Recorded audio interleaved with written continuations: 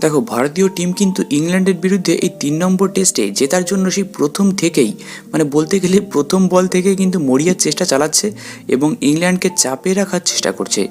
তবে ইংল্যান্ডের হয়ে কিন্তু গত দিনে মানে সেকেন্ড দিনে চাপ বাড়িয়েছিলেন ইংল্যান্ডের বেন ডাকেট। সে কিন্তু একটা দুর্ধর্ষ সেঞ্চুরি মেরে দিয়েছিল এই টিম ইন্ডিয়ার বিরুদ্ধে, যে কিন্তু ব্যাস বলের ইতিমধ্যে অরিজিনাল প্রমাণ কিন্তু দিয়েছিল বেন ডাকেট।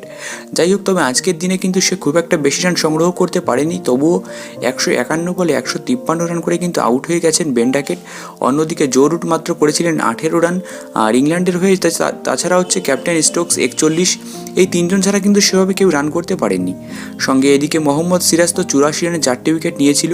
সঙ্গে টিম ইন্ডিয়ার বোলাররা কিন্তু আজকে শুরু থেকেই মানে 3 নম্বর দিনের শুরু থেকেই ইংল্যান্ডের উপর চাপ বাড়ানোর চেষ্টা করছিল এবং সেটা শেষ পর্যন্ত করতে তারা সক্ষম হয়েছে।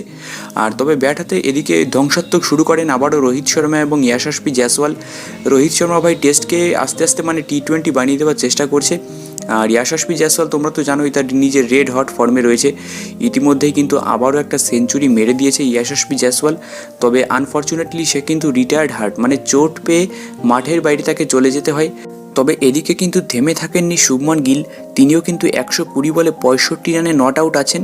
এদিকে কুলদীপ যাদব তোমার 15 বলে 3 রানে নট আউট আছেন। এবং ভারতীয় টিম কিন্তু ইংল্যান্ডের বিরুদ্ধে এই মুহূর্তে 322 রানের লিড নিয়ে আছে, মানে এগিয়ে আছে। 322 রানের লিড নিয়েই কিন্তু তারা আগামীকাল মাঠে নামবে। তবে আমি এটুকু বলতে চাই যে শুভমান গিলও কিন্তু ইতিমধ্যেই তার ব্যাট দিয়ে সবাইকে জবাব দিয়ে দিয়েছে, যারা তাকে ট্রোল করছিল, যারা তাকে উল্টোপাল্টা কথা বলছিল।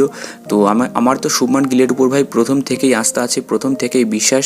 সে কিন্তু পরবর্তী জেনারেশনের সবথেকে বড় ক্রিকেটার হতে চলেছে বিশ্ব ক্রিকেটে, ঠিক আছে? সুতরাং তাকে উল্টোপাল্টা কথা বলার আগে একটু ভাবনা চিন্তা করে বলা উচিত।